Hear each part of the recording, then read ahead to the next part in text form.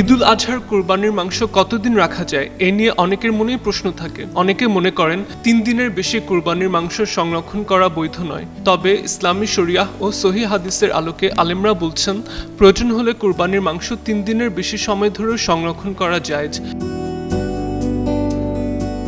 ফিলিস্তিনের আল-কুদস বিশ্ববিদ্যালয়ের ইসলামী ফিকহের অধ্যাপক হুসাম আল-দিন ইবনে মুসা আফানা বলেছেন, অধিকাংশ আলেমের মতে কুরবানির মাংস দীর্ঘ সময় সংরক্ষণে কোনো বাধা নেই। সহিহ হাদিসে বর্ণিত আছে, এক সময় ঈদুল আজহার দিন মরুভূমি থেকে অনেক দরিদ্র মানুষ মদিনায় এসেছিলেন।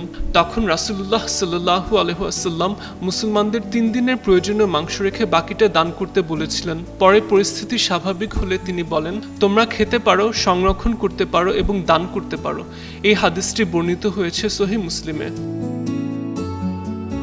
আরেকটি হাদিসে সাহাবী সালামা ইবনে আল আকওয়া বর্ণনা করেন, পরের বছর সাহাবীরা জানতে চাইলে রাসূলুল্লাহ সাল্লাল্লাহু আলাইহি ওয়াসাল্লাম বলেন, আগের নিষেধাজ্ঞা ছিল মানুষের কষ্ট ও অভাবের কারণে, যাতে সবাই অভাবীদের সহযোগিতা করে। হাদিসটি রয়েছে সহিহ বুখারীতে। এছাড়া সাহাবী আবু সাঈদ আল খুদরি থেকে বর্ণিত হাদিসেও রাসূল সাল্লাল্লাহু আলাইহি ওয়াসাল্লাম বলেন, খাও, অন্যদের খাওয়াও এবং সংরক্ষণ করো। ইসলামী চিন্তাবিদরা বলছেন, হানাফি, শাফি, মালিকি ও হানবালি 4 মাযহাবের অধিকাংশ আলেমই একমত যে কুরবানির মাংস 3 দিনের বেশি সংরক্ষণ করা বৈধ। আধুনিক সময়ে ফ্রিজ ও ফ্রিজারের মাধ্যমে দীর্ঘ সময় নিরাপদে মাংস সংরক্ষণ করা সম্ভব হওয়ায় এই বিষয়ে শরিয়াহর দৃষ্টিতে কোনো সমস্যা নেই। তবে আলেমরা কিছু গুরুত্বপূর্ণ বিষয়ের প্রতিও গুরুত্ব দিয়েছেন।